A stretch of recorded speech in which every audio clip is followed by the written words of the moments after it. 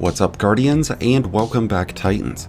We're back at it again with another incredible Titan build, and for today's build we turn to the Strand subclass. We've got new artifact mods and a couple of important reworks that have made running a Strand Berserker build much more appealing. Today's build revolves around an exotic that recently had improvements made to its intrinsic abilities, and that is the Wishful Ignorance. This exotic comes with the Wish Dragon Talon's intrinsic trait, which provides us with several benefits that play off of the use of Frenzy Blades, Flesh at Storm, and Banner of War.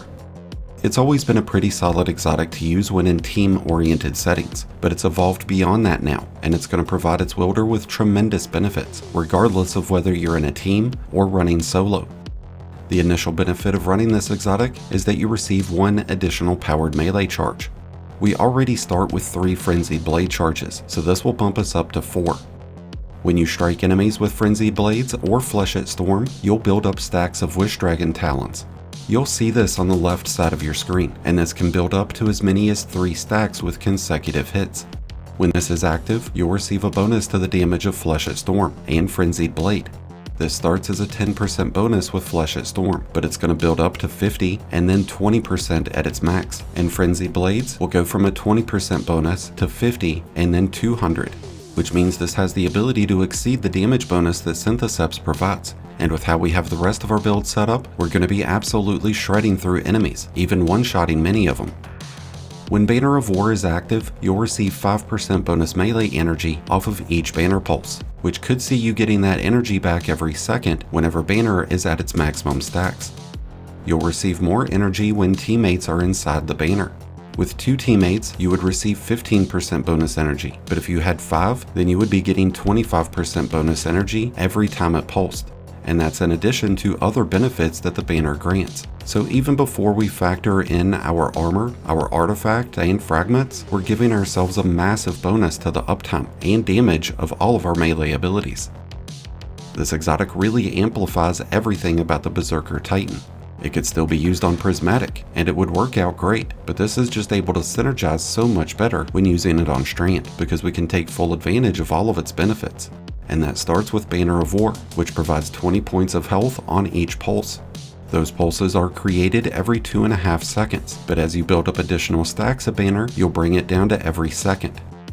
When the banner is active, you'll gain a 100% bonus in melee damage, and that's going to stack on top of the bonus that Wishful Ignorance provides. And on top of that, you'll receive a 40% bonus in super damage, and a 10% increase in sword damage.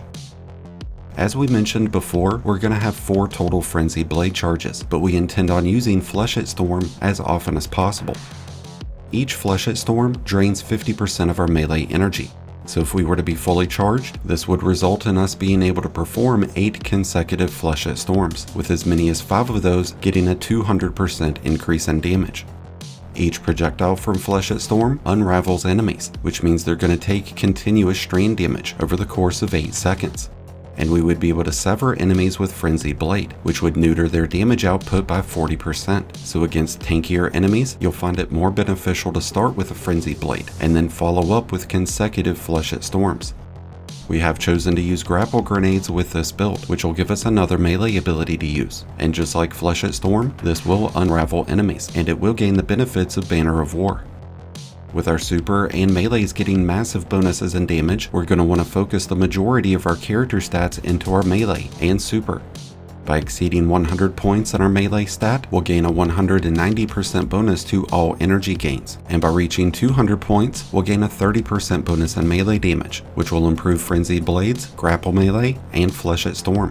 So this should be the main stat that we prioritize. If you were to make use of melee armor fonts, you would be able to reduce how high you need to get your melee stat.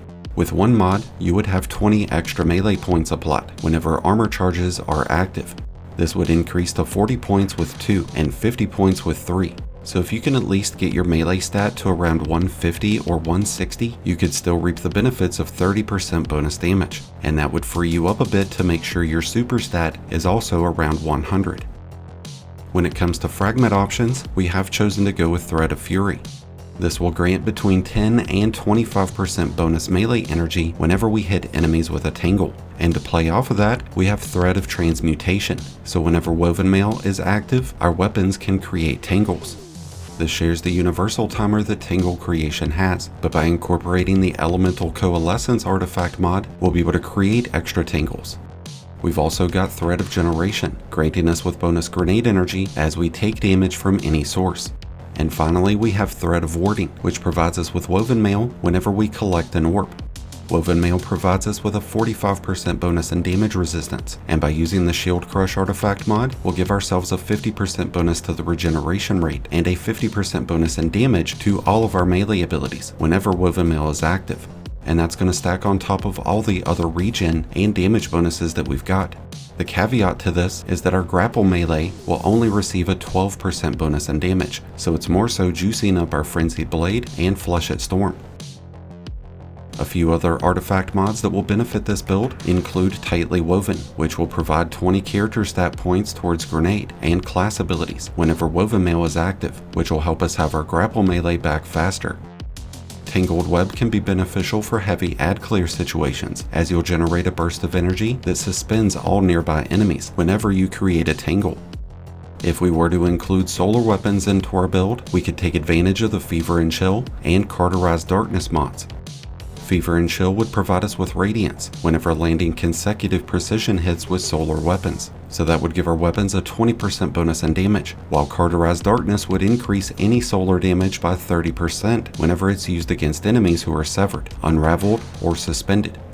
Some of the most powerful exotic options for this right now include the Lament, the Ergo Sum, the Gallarhorn, the Lord of Wolves, the Whirling Ovation, and Finality's Augur. But in terms of legendary weapons, those that include Incandescent, Chain Reaction, Dragonfly, or Burning Ambition will be the biggest standouts for solar weapons. And when it comes to strand weapons, those that include Slice or Tear would help us keep those enemies debuffed. Because we are running a melee-focused build, the Monte Carlo would make a great kinetic exotic weapon, but we should also be on the lookout for perks like Pugilist, which will generate bonus melee energy on final blows. There's also Grave Robber, which would reload a portion of the magazine whenever we strike enemies with a melee. But above anything else, we would want to incorporate shotguns that come with 1-2 punch, which would provide our melee abilities with an additional 150% bonus in damage after hitting enemies with the majority of our pellets, which at this rate is just icing on the cake. When it comes to armor, there's not currently an armor set that really amplifies this build's performance. But there are a few solid options, like the Bushido set, which would provide a burst of healing whenever landing final blows with a recently drawn weapon. And with a full set of armor, we would gain bonus damage resistance after final blows with shotguns and swords, which are both weapon types that we intend on using. So if you're looking for a bump in survival, then the Bushido set will be your best option. With all the changes to the armor system, we've seen a lot of variety in build crafting. And as a result, we've seen quite a few standout builds, and this build stands at the top with some of the best. So if you're a Titan who's looking for something other than Consecration, then you should really try out this Wishful Ignorance Berserker build, and once you've given it a go, let us know what you thought about it. If you need help setting up this build for yourself, then be sure to check out my Mobalytics and dim links, which are down below. That's going to wrap things up for today's video, but thank you as always for checking it out. If you enjoyed and found it helpful, then be sure to hit that like button below, along with the subscribe button if you're new. Both are greatly appreciated, and both really do help support the channel. And until next time, Guardians, this has been Profane, wishing you all some happy hunting.